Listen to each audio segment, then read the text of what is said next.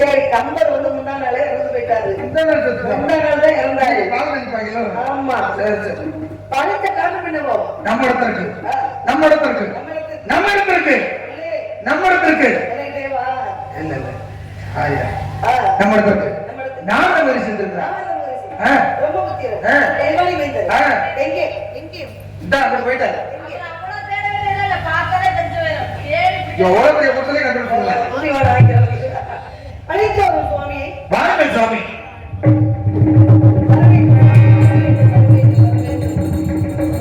கையை கீழே வைக்க ஆசீர்வாதம் பண்ணுங்க. தென்பாண்டி தமிழே தென்பாண்டி தமிழே என் சிங்கார குயிலே தென்பாண்டி தமிழே என் சிங்கார குயிலே தென்பாண்டி தமிழே சிங்கார குயிலே இது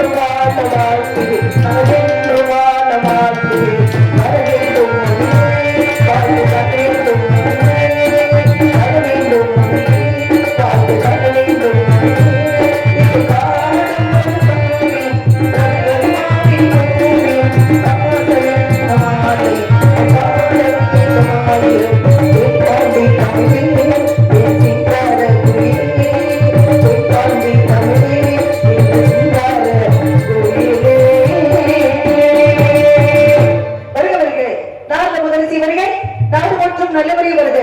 முக்காலைகள் உணரக்கூடிய தமிழிசை அவர்கள் நாட்டிற்கும் நாட்டு மக்களுக்கும் மடக்குமணி சார்ந்தோருக்கும் அண்ணனுக்கும் தோழிக்கும் நல்லாசை கூற வேண்டும். அடியாரை நாடு வந்த காரணத்தை விவரமான எடுத்த கூறுங்கள் வாருங்கள் சுவாமி. சுத்தி வர்றதுக்குள்ளே சொத்த காலம் முடிச்சிருவாரு. குறிஞ்சியும் கொன்றையும் குளிர்மையும் மென்மையும் அல்லையும் தாமரை மிளகு வன்மையும் கடமும் சுந்தரமும் கணிதரும் வன்மையும் நான கழிப்பினை வாழாக அருமையான அண்ணன் தோழம் மிகுந்த தோழி சிறப்பு மிகுந்த இடம் இடத்துக்கு தருவது யாரையும் வைத்திருந்தாலும் கூட இடத்துல பொன்மணி கணசமா ஒரு சிறிய வாழ்க்கை என்றாலே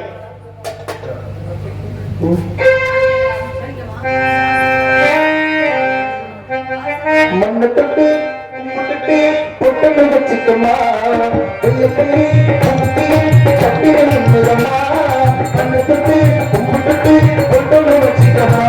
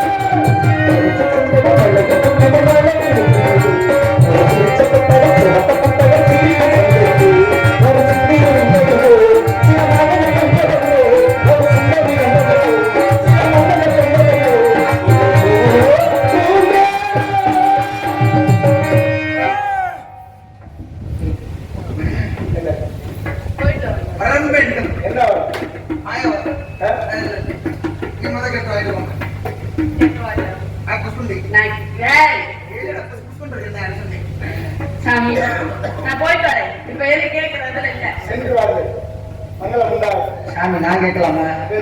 கேட்கலாம்ல? கயிறு கட்டுறதுனால தப்பா என்ன சொல்லு? கேட்கலாம்ல? எது கேட்டாலும் கிடைக்கும்ல? நீங்க ஒரு முடிவை எது கேட்டாலும் கிடைக்கும்ல? ஒரு கட்டி கொடுங்க.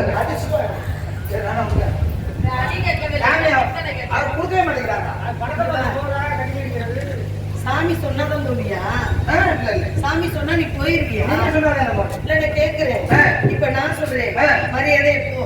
மரியாதை நிக்கிற அவங்கள ஒரு பூர்வம் இல்லாம உன்னை நிக்க வச்சுட்டு பாடிட்டு இருக்காரு. புறப்பட மாட்டேன். நீங்க வாழ்வாயாக சீரி வந்த புலிகளையே முறத்தால் அடித்து விட்டார் வீர தமிழச்சி.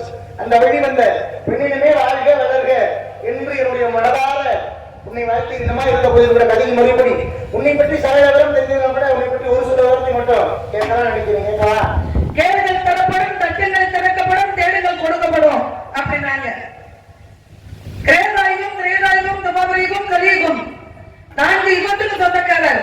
அனிமம், மகிமா, லகிமா, கரிமா, பிராப்தி, பிரகாமியம், ஈசத்துவம், வசித்துவம் என்று சொல்லக்கூடிய அஷ்டமா சித்தங்கள் 4 வேத மாரசாஸ்திரம், 18 புராணம், 28 ஆகமம், 32 தான தர்மம், 64 கலைஞானத்தை பெற்றவர் யார் தாங்கள்? நீங்க கேட்கணும், உங்களுக்கு நான் பதில் சொல்லணும் அப்படின்ற கால நேரம் முடிஞ்சு 1 மணி நேரம் ஆச்சு. இருந்தாலும் கதை முறைப்படி கேட்கணும் அப்படின்ற காரணத்தினாலே என்ன கேட்க போறீங்க, எதை கேட்க போறீங்க அப்படின்னு சுருக்கமை கேட்டிருக்கேன். தெரிந்த வரைக்கும் பதில சொல்றேன். கேளுங்க. தெரியாதது பெரியவர் நீங்க, உங்ககிட்ட நான் கேட்டு தெரிஞ்சுக்கிறேன். என்ன கேட்க போறீங்க கேளுங்க பாப்போம். பந்து விதிக்க கண்டு முடியுமா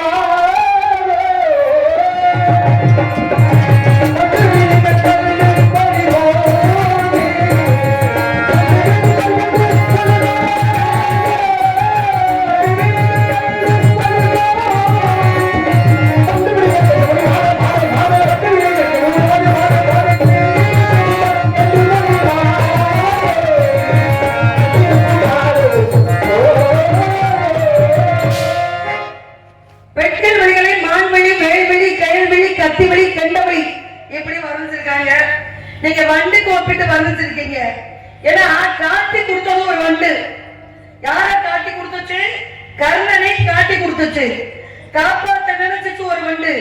யாரு? மாபலி சக்கரவர்த்தியை காப்பாத்த நினைச்சிச்சு. ஆனா பிரிக்க நினைச்சிச்சு ஒரு வண்டு. எந்த வண்டு?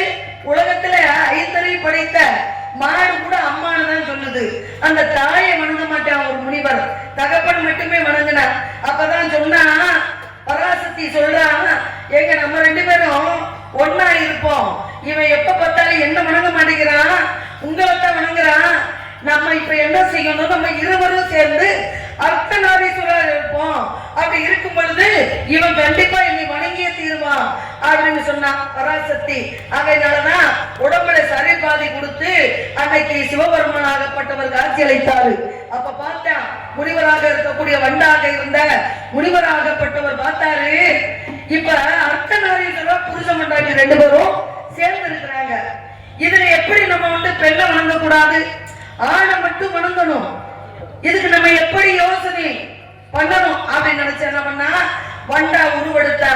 வண்டா உருவெடுத்து சிவனும் சக்தியும் சேர்ந்து இருக்கும் பொழுது எங்கனை சேரப்பட்டதோ அதுக்கு இடையில குறைஞ்சு பெண்ணை வணங்காம அந்த சிவனை மட்டும் வந்து வணங்கின ஒருத்தன். காட்டி கொடுத்த வண்டுக்கு ஒப்பிடி சொன்னீங்களா? காப்பாத்த நினைச்ச வண்டுக்கு ஒப்பிடி சொன்னீங்களா? பிரிக்க நினைச்ச வண்டுக்கு ஒப்பிடி சொன்னீங்களா? பொன் வண்டா, செவ்வண்டா, கருவண்டா, எந்த வண்டு அப்படின்ற விவரம் எனக்கு வேணும். அப்படின்ற காரணத்தினாலே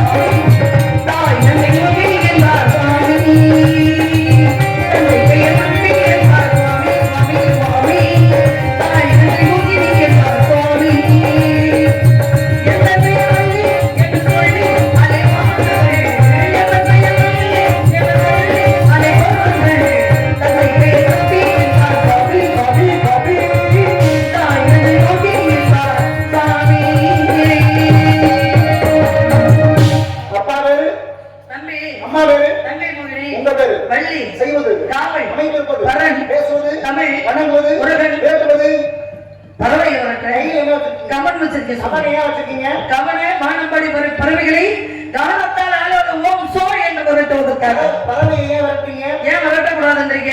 பறவை ஏன் விரட்டுறீங்க? ஏன் விரட்டக்கூடாதுன்றீங்க? பறவை ஏன் நீங்க போய் விரட்டுறீங்க? வானத்துல இருக்கிற பறவைன்றது ஒண்ணு கிடையாது. எங்க இடத்தை நாடி வந்தா நாங்க விரட்டணும். வேலிய இந்த வேலிய பயிர நெஞ்சிருமா. இப்ப நம்ம நடவு நிட்டு இருக்கோம், பருத்தி பயிர்க்கிறோம். அப்ப மாடாடி வராம திங்காம நம்ம என்ன செய்வோம்? அதுக்கு வேலி போடுவோம். சரி, நம்ம விளைச்சிருக்கிறோமே, நம்ம பயிரிட்டு இருக்கமே, விவசாயம் செஞ்சிருக்கவே, மாடு தின்னுட்டு போகுது அப்படின்னு இருக்கமா, வேலி போட தானே செய்கிறோம். அதே சமயத்திலே வானம்பாடி பறவைகளை கனத்தால் விரட்டோம் அப்படின்னா முருகனுக்காக இட்ட திணை பயிர்களை அது விளைஞ்சு அப்படி தளன்னு வந்து நிக்குது. அந்த கதிரை சேதப்படுத்தினாத வண்ணம் பறவைகளுக்காக காவலுக்கு வந்திருக்கேன். பறவை கோட்டை என்ன காவல்? அதுதான் சொல்றீங்க. திணை காவல். என்ன திணை? கருந்தனை செந்தனை. கருந்தனை யாருக்கு? எங்களுக்கு. செந்தனை செந்தூர் வடிவல் இருக்கு. ஏன் செந்தனை எப்படி அவர் படிக்கிறீங்க? முருகப்பெருமான் வந்து கொஞ்சம் கோபத்தோட இருக்காரு. சரி, அந்த கோபத்தை தணிக்கணும் அப்படின்னா என்ன செய்யணும்? குளிர்ச்சியை கொண்டு போய் துணிக்கணும். செந்தனை என்று சொல்லக்கூடியது குளுமையான தானியம்.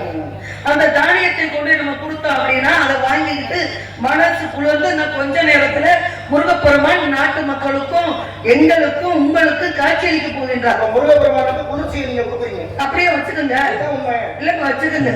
அதே சமயத்துல காவலுக்கு நீங்க வந்தது நோக்கம் என்னது? குடும்பத்துல அப்பா இருக்காரு, அம்மா இருக்காங்க, அண்ணன் தம்பி இருக்காங்க. சரி, நீங்க ஒரு 10 குடிசையா இருந்தா அந்த குடிசைக்கு உங்க அப்பா தலைவர். சரிங்க. உங்க அப்பா சொன்னா யாரு வேணா அந்த காவல் பார்க்கலாம். சரி, நீங்க வந்ததுக்கான காரணம் என்ன? என்னன்னா ஓடுற பாம்பை மிதிக்கிற வயசு யாருக்கு? குமரி பிள்ளைகளுக்கு அப்படி சொல்லுவாங்க. என்னடா ஓடுற பாம்பு மிதிக்கிற வயசுல இருக்கிற இப்படி சோம்பேறி பயலா இருக்க, ஒரு வேலை வெட்டிக்கு போக சுவாமி பெரியவங்க சொல்லுவாங்க. வயசு பொண்ணுகளையும் சொல்லுவாங்க, பசங்களையும் சொல்லுவாங்க. அது மாதிரி குமரி காத்தா தான் குமரை ஏத்துக்குவாரு. இப்ப வயல் எடுத்துக்கங்க. இல்லங்க, வயல் எடுத்துக்கங்க. நஞ்சை நிலம் இருக்கு, புஞ்சை நிலம் இருக்கு. நஞ்சை நிலம்னா என்ன சொல்லுங்க? இல்லங்க, நஞ்சை நிலம் புஞ்சை நிலம் இருக்குங்க. நஞ்சை நிலம்னா என்னன்னு தானே கேக்குறேன். என்னது? காட்டுலையும் நெல் விளைக்கிறோம், வயல்லையும் விளைக்கிறோம். இந்த வயலாகப்பட்டது அதாவது குளத்தில் இருக்கக்கூடிய கரம்பை எடுத்து கொண்டு போய் தண்ணி நீர் உயர பரப்பு உயர நீர்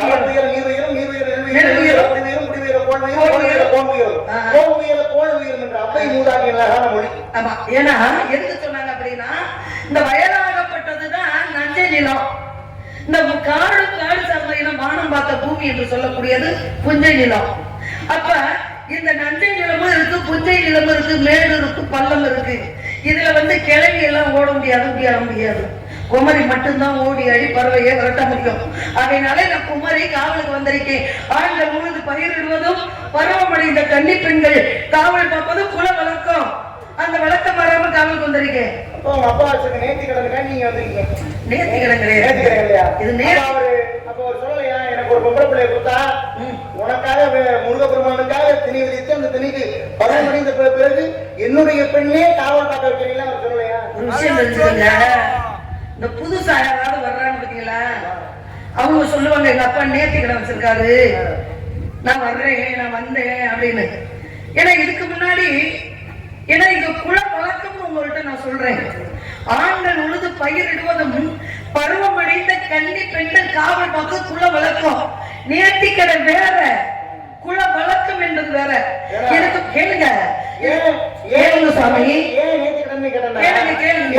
நல்ல பதில் கிடைக்கும். ஏன்னா ஒரு சிலர் நேர்த்தி கடன் கேட்டா ஆமா அப்படி சொல்லிடுறாங்க. இல்ல கிடையாது, நேர்த்தி கடன் என்பது வேறு. இப்ப நேர்த்தி கடன் என்ன? முருகா எனக்கு இந்த வருஷம் இதை நடத்தி கொடுத்தீங்கன்னா உனக்கு அடுத்த வருஷம் நானே பொடியனே என்னால நடந்து வரேன்னு அவரே நடந்து போகணும். எங்க தாத்தா மட்டும் எங்க அத்தைக்காக வேண்டிக்கிட்டா எங்க அத்தை மட்டும்தான் அதை போய் நிறைவேற்றணும். எங்க அப்பா எனக்காக நேர்ந்துக்கிட்டா நான் மட்டும்தான் அதை போய் செய்யணும். அடுத்து வர்ற வாரிசுகள் அதை செய்ய மாட்டாங்க. ஏன்னா இது வந்து காலந்தோறும் தொட்டு போறது. ஏன்னா ஏற்கனவே செந்திலட்சுமி என்று சொல்லக்கூடியது என்னுடைய பாட்டி. அவ காவலுக்கு வந்திருக்கிறா, முல்லை நிலத்துக்கு காவலுக்கு வந்திருக்காங்க. அங்க வந்ததுனால என்ன நடந்துச்சு, அவளுக்கு ஒரு சிறப்பு நடந்துச்சு. இப்ப நான் புஞ்சை நிலத்துக்கு வந்திருக்கிறேன். இந்த நஞ்சை நிலம் புஞ்சை நிலம் என்று சொல்லக்கூடிய காடு சார்ந்த இடத்துக்கு நான் வந்திருக்கேன். அப்ப தொண்டு தொட்டு வரக்கூடிய வழக்கம். இதை எப்படி நேர்த்திக்கடன் சொல்ல முடியும் சுவாமி? நீ வாழ்ந்திருக்கும் நாடகம் சொல்லும் போது எப்படின்னா வண்டுகளிலே பல வகை வண்டு. ஆமா, நீங்க சொன்ன மாதிரி கர்ணனுடைய துறைய வண்டு, கமடல் தண்ணி, இதெல்லாம் வந்து அவதார வண்டுகள். எப்படி நீங்க அவதாரம் எடுத்தாங்க? இதெல்லாமே ஒரு அவதாரத்தினால வண்டு தானே. இல்ல எந்த ராகவி சக்கரவர்த்தியை காப்பாற்றுவதற்காக யார் வண்டா மாறினது? இந்திரனாகப்பட்டவன் வண்டா மாறினாப்லையா? அப்போ அது அவதார வண்டு தானே. இல்ல அவதாரம் இருந்தாலும் அங்க வந்து வண்டா வர்றாரு, அவரு அவதாரம் எடுத்தாருன்றது ஒரு பக்கம். அதை யாருக்காக எடுத்தார் அப்படின்றத நோக்கம். சரி. நீங்க இருந்த ஒரு அவதாரத்துல வந்தீங்க. கேளுங்க, இந்த பூமியில பிறந்திருக்கோம். ஒவ்வொரு முழுமையா ஒரு விஷயத்தை உருவாங்க. அப்பதான் வந்து நம்ம என்ன இடத்துக்கு வருங்கிறது புரியும். சொல்லுங்க பாப்பா. வண்டிகளிலே பல வகையான வண்டிகள். நீங்க சொன்னதுல அவதார வண்டி. ஆனா நான் ஒரு அவதார வண்டி பத்தி ஒப்பிட்டு பாடல. இயற்கையோடு நீங்க ஒன்றாக பாடுறீங்க. சொல்லுங்க. என்ன வண்டு? பொன் வண்டு. பொன் வண்டி நிறம் என்ன? உங்களை உடனே மான் மீன் வகை செஞ்சிருக்கான். மானுக்கு என்ன தன்மை தெரியுமா? மருண்ட பார்வை. ஆமா. என்ன நம்ம ஓடையில திரும்பி திரும்பி பார்த்துட்டே ஓடுவோம். இப்படி பார்ப்போம். அப்ப நீங்க அப்படியெல்லாம் பார்த்தே நல்லா. அப்படி எல்லாம் பார்க்க மாட்டேன். அதே சமயத்துல மீன் மீன் உங்களை அறிவிச்சு பாடி இருக்காங்க. சரி, பேசுனீங்கன்னா நாளை யாரும் பார்க்க மாட்டாங்க, தூங்கிடுவாங்க. எல்லாரும் நீங்களாவது தூங்கின பரவாயில்ல, அப்படியே தூங்கிருங்க. அப்படியே தூங்கிருங்க. காலையில உங்களுக்கு ஒரு பொங்கல் வைக்கணும், அப்படியே தூங்கிருங்க. ஏ சாமி ராஜா, இந்த மேடையை பிடிச்ச எல்லாரும் தூக்கிட்டு இருந்தா நாடகம் பிடிச்சா சரி இருக்கிறவங்களுக்கு பண்ணுவோம். சொல்லுங்க. அதே சமயத்துல பொன்வண்டு நிறமே மாமே அப்படின்னா ஒரு அவதாரம் ஒரு விஷயத்தை மட்டும் தான் அமைச்சு. பொன்வண்டு நிறம் என்ன தெரியுமா? என்ன நிறம்? பச்சை நிறம். பச்சை நிறம். பச்சை நிறம். பச்சை நிறம் யாருக்கு சொந்தம்? யாருக்கு சொந்தம்? மதுரை மீனாட்சி அம்மனுக்கு சொந்தம். அவளுக்கு மட்டுமா சொந்தம்? அவளுக்கு எப்பொழுது பச்சை நிறம் மாறியது அதுதான் முக்கியம். சொல்லுங்க பாப்போம். அவள் சொப்பநாதர் திருமணை திருமணம் முடித்த பிறகு அந்த காலத்துல அவளுக்கு ஒரு நிறமாகப்பட்டது மாறிடுச்சு.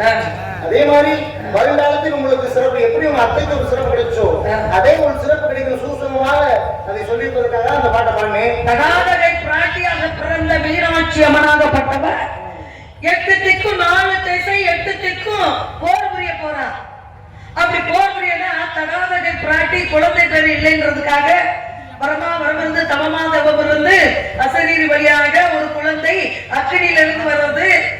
எல்லா பெண்களுக்கும் மார்பகம் 2ஆக இருக்கும் பொழுது தடாதகை பிராட்டிக்கு மட்டும் 3 கொண்டு. அப்ப பார்த்தாரு தகப்பனாங்க, நம்ம பிள்ளைக்கு ஏறுக்கு மாறா இருக்க, நம்ம பிள்ளை யாரும் திருமணம் முடிச்சுக்கிடுவா அப்படின்னு தகப்பனார் வருந்தும் பொழுது அசரீரி சொல்லுது, தகுந்த கணவன் தகுந்த மாப்பிள்ளை தகுந்த ஆம்பளை.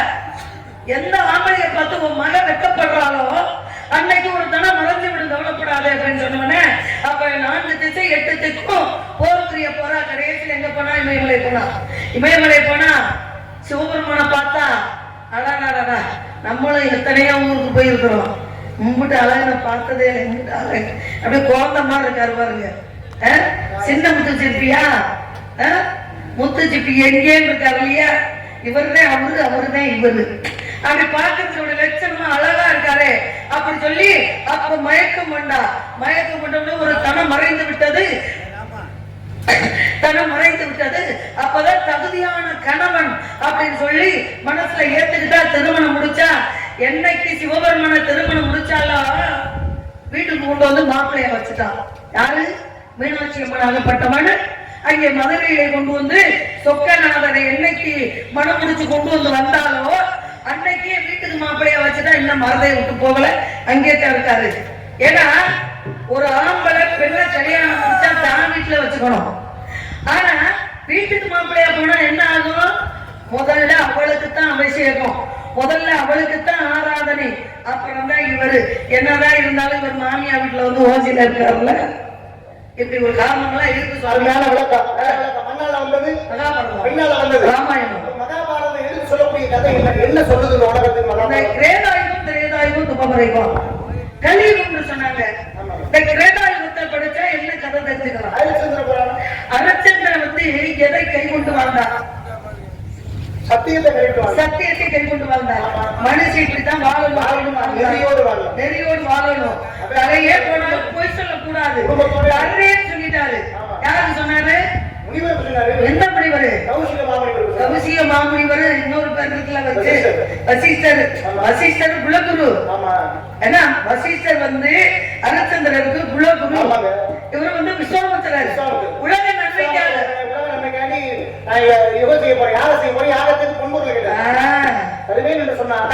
சொன்னாரு. ஆனா இவன் தந்திரமே அப்படின்றது தெரியும். அதனாலதான் அவர் வந்து சூச்சகமா என்ன பண்ணாரு? பட்டப்பாறை மீது மகதம் கொண்ட ஒரு யானையை நிறுத்தி ஒரு ஆங்கார, அதாவது வானத்துக்கு பூமிக்கு ஒருத்தர் இருப்பாங்க, எப்படி இருப்பாங்க? ஆங்கார ஒருத்தவனுடைய கையிலே வெள்ளிக்கவன் கொடுத்து அந்த வெள்ளிக்கவன் சுண்டி விட்டா எவ்வொருவரும் போய் கீழே விழுந்து அப்படி எழுமோ. இவங்க இந்த உலகத்துல இந்த உலகம் இருக்கிற வரைக்கும் பொன்பொருள் தர முடியுமா? தர முடியாது. அதனாலதான் அவன் சுண்டிவிட்ட அந்த வெள்ளி கவன்ல இருக்கக்கூடிய அந்த வெள்ளி கவன் மேலே போய் கீழே வந்து இப்படி விழுந்தவன பந்து எந்திரிக்க முடியுங்களா? அவ்வளவு பொன் தரணும் அப்படின்னு கேட்டாரு. முடியாதுன்றாரு. எனக்கு கொடுக்க முடியாது. அப்ப பார்த்தாரு, நாட்டை எழுதி கொடு அப்படின்னு சொல்லிட்டாரு. இது வந்து ஹரிச்சந்திர புராணம். திரேதாயுகம் என்று சொல்லக்கூடியது மகாபாரதம். இந்த மகாபாரதத்தை படிச்சா என்ன தெரிஞ்சுக்கலாம்? மகாபாரதம் என்ன சொல்றீங்க? என்ன சொல்லுது? ஆட்சிக்கு ஆசைப்படாது. அது மட்டுமா?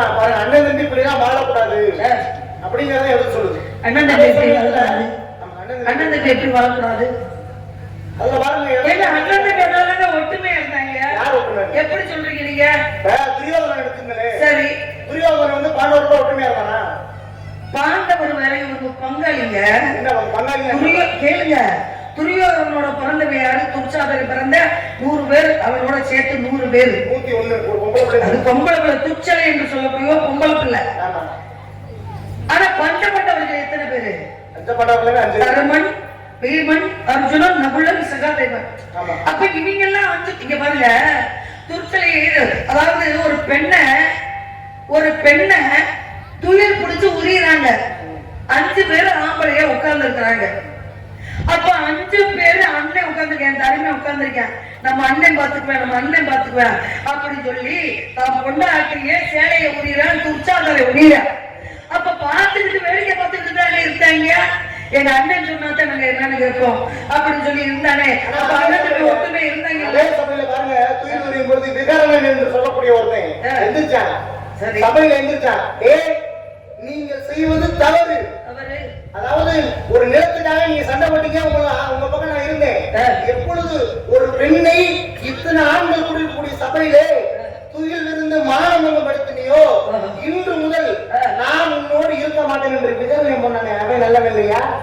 நல்ல விஷயத்தை அவன் யாரோட பிறந்தவன்? நீங்களோட பிறந்தவன். அதே சமயத்துல துரியோதனன்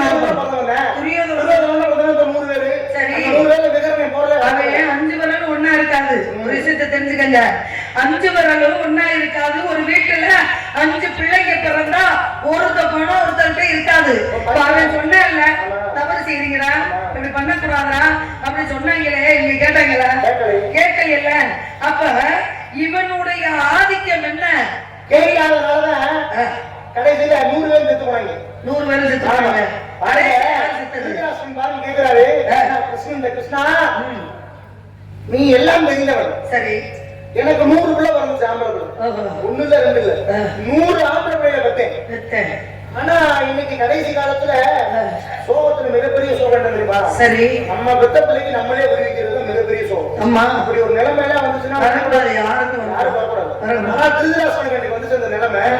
வந்து வரும்பொழுது அவர் கேட்டார், கிருஷ்ணா இது சரியா என்று கேட்டார். அப்பதான் கிருஷ்ணன் இருந்தாரு, திருதராஷ்டிரனா நான் ஒரு கதை சொல்றேன். சரி, அந்த கதையை நல்லா கவனமா கேளு. சரி, கதையை சொன்னதுக்கு பிறகு யார் மேல தப்பு யார் மேல சரிங்கிற பதில் மட்டும் சொல்லணும். சரி, அதே மாதிரி திருதராஷ்டிரன் வந்து பிறவி குருடு, கண் தெரியாது. ஆமா, அப்ப கதையை கேட்க ஆரம்பிச்சிட்டான். இன்னொரு சமயத்தில் ஒரு அரசன் இருந்தான். அந்த அரசனுக்கு சமைத்து கொடுப்பதற்கு ஒரு சமயக்கார வேலைக்கு சொன்னேன். ஆரம்ப கதை. ஆனா அந்த ஆரம்ப கதையில இந்த சமயக்காரன் என்ன பண்றாருன்னா, தினசரி அவருக்கு சமைச்சு கொடுக்கணும். அன்று புதுவிதமான ஒரு இறைச்சி சமையல், அதாவது கறி சமைச்சு கொடுக்குறாரு. ஒவ்வொரு நாளும் வித்தியாசமான இறைச்சி சமைத்து கொடுப்பது அவருடைய வேலை. அப்ப சமைச்சு கொடுக்குறாரு. அன்று சமைச்சு கொடுக்கும்போது ரொம்ப வித்தியாசமா இருக்கு. சரி, அப்ப சாப்பிடுறாரு. சாப்பிட்ட உடனே என்ன கடலிடுறாரு, தினமும் இதே கறியை எனக்கு நீ சமைத்து கொடுக்கணும் அப்படின்னு மன்னன் கடலை போட்டாரு. சரி, அதே மாதிரி பாருங்க, 99 நாள் சமைச்சு கொடுத்தேன். 100வது நாள் சமைச்சு கொடுக்கும் போது, மன்னா இன்றுடன் இந்த கறி முடிஞ்சிச்சு. சரி, அப்ப இதுக்கு மேல இந்த கறி இல்ல, கேட்டீங்க நான் சமைச்சு கொடுத்தேன். என்ன? ஆமா, அப்பதான் கேட்கிறேன், 100 வரையும் சொன்னால. சரி, என்ன கறி கேட்கிறேன். அவனால கண்டுபிடிக்க முடியல. அப்பதான் சொல்றேன், ஒண்ணும் இல்லைன்னா நம்மளுடைய அரண்மனையில ஒரு அன்னப்பச்சி இருந்துச்சு. அன்னப்பச்சி 100 முட்டைகள் இட்டது. உங்களுக்கு தினமும் ஒரு இறைச்சி சமையல் கொடுக்கணும். அன்னைக்கு நான் தேடி பார்த்தேன், எந்த இறைச்சியும் கிடைக்கல. அதனால அன்ன குஞ்சு ஒரு குஞ்சு 100 குஞ்சுல ஒரு குஞ்சு எடுத்து சமைச்சேன். ரொம்ப பிடிச்சு போச்சு. அதையே தினசரி கேட்டீங்க, தினசரி சமைச்சு கொடுத்தேன். இன்னும் இந்த கறி முடிஞ்சு அண்ணன் பறவை சாபம் விட்டது. அப்ப கதை முடிஞ்சிருச்சு. அப்பதான் அண்ணன் பறவை சாப்பிட்டது. எப்படி என்னுடைய 100 குஞ்சுகளை நீ தின்னு அழிச்சாயோ, சரி, கண் இருந்தும் கூடனாக இருந்தாயோ, அடுத்த பிறவியில் நீ கூடனாக பிறந்து உனக்கு 100 பிள்ளைகளை பிறந்து உனக்கு முன்னே அவர்கள் இறப்பாயாக அப்படின்னு சாபத்தை. இப்ப கிருஷ்ணன் கேட்கிறாரு, திருதராசனா இதுல இந்த மன்னன் மேல தவறா, இல்ல சமயக்காரர் மேல தவறா, இல்ல அரண்மனைக்கு வந்து முட்டையிட்டு அன்னபட்சி மேல தவறா அப்படின்னு கேட்கிறாரு. அப்புறம் திருதராசன் சட்டென்று யோசிக்காம சொன்னா மன்னனுடைய தவறு. ஏன் மன்னனுடைய தவறு சொல்ற அப்படிங்கிறதுக்கு மன்னன் முதல் நாளே சமைத்து கொடுக்கும் பொழுது கேட்ட அப்ப கேட்கல, அதான்டா நீ தான்டா அந்த பண்ணு, நீ தான் அதுல பிறந்தது, நீ தான் அந்த அண்ணன் பறவையுடைய 100 குஞ்சுகளை தின்ன காரணத்தினாலதான் உனக்கு 100 ஆண்களை பிறந்து 100 உனக்கு முன்னாடி செத்து போச்சு. 99 ஆண் குழந்தை பிறந்து போறனால இறந்து விட்டது. கடைசியில தப்பிச்சவன் யாரு? துரியோதனன். அப்ப துரியோதனாக இருக்கும் பொழுது உடனே காந்தாரி ஆகப்பட்டவன் என்ன சொல்றா? காந்தாரி கேட்கிறா, காந்தாரி போய் கேட்கிறா, நான் பெத்த மகனே 100 பிள்ளை பெற்றேனடா, அந்த 100 பிள்ளைய கூட நான் கண்ணால பார்த்தது இல்லையப்பா. ஆனா நீ எப்படி கருப்பா சிகப்பான்னு கூட நான் பார்த்தது இல்ல. எல்லாத்தையும் இங்க பஞ்ச பாண்டவர்கள் கண்ண பரமாத்மா கூட இருந்து கொண்டுட்டேன். உன்னை நான் காப்பாத்தணும் அப்படின்னா உங்க அப்பா என்னை திருமணம் முடிக்கும் பொழுது, திருமணம் முடிக்க பேசும் பொழுது, சம்பந்தம் பேசும் பொழுது என்ன சொன்னாங்க? அப்பதான் கேள்விப்படுறாங்க, காந்தாரியை திருமணம் முடிக்க போகக்கூடிய ஒரு ஆண்மகன் பிறவி குருடை அப்படின்னு உங்க அப்பா சொன்னாங்க. அப்பதான் எனக்கு தெரிஞ்சிச்சு, எங்க ஆயப்பனை மீறி, என் சொந்த பந்தத்தை மீறி, எங்க அண்ணன் சகுனிய மீறி நான் யாரையும் திருமணம் முடிச்சிட முடியாது. நான் குனிஞ்ச தலை நிமிராத பெண்ணு ஒரு பிறவி குருடனை திருமணம் எனக்கு செய்யறாங்க அப்படின்னா அதை நான் ஏத்துக்கத்தான் வேணும் அப்படின்ட்டு அன்னைக்கு நான் முடிவெடுத்தேன்டா. எனக்கு கணவனாக வரப்போற என் கணவர் இந்த உலகத்தை எப்படி அவர் பார்க்க முடியாதோ அப்பேற்பட்ட உலகத்தை நானும் பார்க்க மாட்டேன், கண்ணு இருந்து பார்க்க மாட்டேன் அப்படின்னு அப்பனை கருப்பா சகப்பான்னு கூட தெரியாத நேரத்துல துணி எடுத்து கண்ணை கட்டிக்கிட்டவடா நாங்க. ஆகையினால அந்த சக்திகள், என்னுடைய கற்பின் தன்மையுடைய சக்திகளை எல்லாம் சேர்த்து வச்சிருக்கேன்டா துரியோதனா. நாமத்த மகனே நீ என்ன பண்ற? நீ இப்ப என்ன பண்ற? ராத்திரி சரியாக 12 மணிக்கு நான் பெத்த மகனே, இன்னைக்கு 22 வயசு உனக்கு வயசு ஆயிருந்தாலும், நாட்டுக்கு ராஜாவா இருந்தாலும், வீட்டுக்கு அவ பிள்ளை, எவ்வளவு பெரிய ஆண்மகனா இருந்தாலும் தாய்க்கு அவ பிள்ளை. ஆமா, அப்ப என்ன ஆகும்? நான் பெத்த மகனே உன்னை உயிரை காப்பாற்றணும் அப்படின்னா இந்த தாயால மட்டும்தான் நம்ம முடியும் அப்படின்னு சொல்லி திருதராஷ்டிரன் அந்த மனைவி காந்தாரி துரியோதனனை கூப்பிடா, நான் பெத்த மகனே என்னுடைய அந்த புறத்துக்கு நீ ஆடை ஆபரணம் எல்லாம் அவுத்து வச்சுட்டு பிறந்த மேனிக்கு வேணா மகனே, உன்னை நான் காப்பாத்துறேன் அப்படின்னு சொல்லிட்டா. அப்ப என்ன பண்ணா, நம்ம அம்மா சக்திகளை எல்லாம் காப்பாத்தி உண்டு திரட்டி வச்சிருக்கா, நம்மளை எப்படி காப்பாத்திடுவா அப்படின்னு அத்த பெரிய ஆம்பளை தாய்க்கு முன்னாடி பிறந்த கோலத்தோட போறேன். போன உடனே கண்ணன் என்ன செஞ்சாரு? கண்ணன் என்ன செஞ்சாரு? பெண்ணாக மாறி வந்தான். பெண்ணாக யாரு? தங்கச்சி தோட்டத்துல துர்ச்சையாக வந்தா. சரி, துர்ச்சையாக வரும்போதுதான் பாருங்க இவன் என்ன பண்றான்? அம்மாவுக்கு முன்னாடி இருக்கிறது தவறு இல்ல, ஆனா தங்கச்சி வராலே அவன் முன்னாடி இருக்கிறது மாபெரும் குற்றம். பக்கத்துல இருந்த இலையை எடுத்து இலை பகுதியை, ஒரு வாழை இலையை எடுத்து தொடை பகுதியை மறைச்சுக்கிட்டான். தன்னுடைய ஆம்பளை என்று சொல்லக்கூடிய தொடை பகுதியை மறைச்சுக்கிட்டான். நேரா போய் தாய்கிட்ட, அம்மா நான் வந்துட்டேம்மா அப்படின்ற, நான் மத்த மகனே வந்துட்டியாடா, என்னுடைய கட்டளை நான் அவர்க்க போகின்றேன், என்னுடைய கண்ணிலே இருக்கக்கூடிய அந்த சக்திகளை எல்லாம் வஜ்ரமாக மாறி விடுமடா, உன்னுடைய பார்வையை உன் மேல நான் பார்த்தேன் அப்படின்னா வஜ்ரமாக மாறிவிடும், உன்னை யாருமே ஒண்ணு செய்ய முடியாத மகனே அப்படின்னு சொல்லி, நீ பிறந்த குளத்தோட தானே வந்திருக்கேன் மத்த மகனே? ஆமாம்மா நான் வந்திருக்கேன் அப்படி சொல்லி கண்களை கட்டு அவிழ்க்கிறா. உள்ளந்தலை உச்சந்தலையில இருந்து உள்ளங்கால் வரைக்கும் இரும்பாக மாறிவிட்டது தொடை பகுதியை தவற. அப்பதான் நான் பெற்ற மகனே, நீ தவறு செய்து விட்டாயே, உனக்கு சாவு அந்த இடத்துல நல்லா இருக்குது நம்ம மகனே. அதனாலதான் தொடையில் அடிச்சா துரியோதனனுக்கு சாவு. அப்பதான் கதாயுதத்தை வச்சிருப்பேன் துரியோதனே. அங்க திரும்பி என்ன செஞ்சான்? அதாவது பாஞ்சாலியாகப்பட்டவ அவன் தொடைய பிளந்து அந்த குருதி என்று சொல்லக்கூடிய ரத்தத்தை அள்ளி கொடுத்தாத்த என் கூந்தலை முடிப்பேன்னு சொன்னா இல்லையா? அப்ப துர்ச்சோதனையும் சொன்னா, இவனையும் சொன்னா. கடைசியில என்ன ஆகுது? அப்பதான் பார்த்தாரு 100 அடி அடிக்கிறான் துரியோதனே. இந்த துரியோதனே பீமனாகப்பட்டவன் 100 அடி கதாயுதத்தால அடிக்கிறான், சாகல.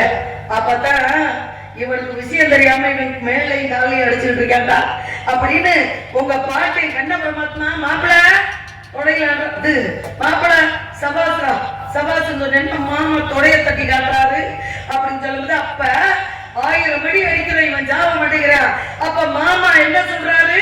தொடையில அடிக்க சொல்றாரு அப்படின்னு சொல்லி ஒரே அடி தொடையில அடிச்சார் துரியோதனே. விழுந்தான் துரியோதனே அப்படின்னு தாயாகப்பட்டவ பாசத்தை பத்தீங்களா? உலகத்துல எவ்வளவு பெரிய கொடூரனாக இருந்தாலும், எவ்வளவு பெரிய அரக்கனாக இருந்தாலும் பெற்ற தாய்க்கு பிள்ளைதான் அவ. அந்த பிள்ளை எப்படியாவது காப்பாத்தணும் தான் பெத்தவன் நினைப்பான். ஆகையினால இந்த இடத்துல நிறைய விஷயம் பேசலாம். என்ன வகை பருவம்? என்னென்ன? வேதை, பெருமை, மங்கை, மருந்தை, அறுவை, தெருவை, வேறு நம்ம